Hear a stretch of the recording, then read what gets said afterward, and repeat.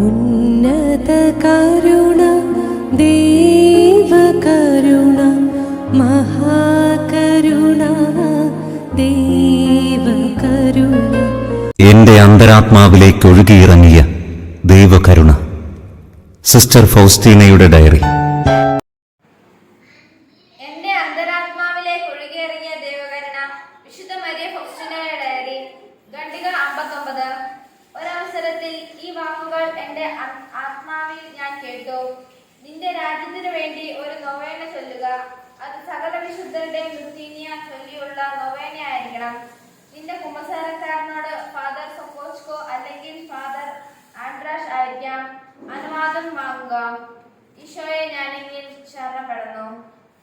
ആരാധന ആരാധന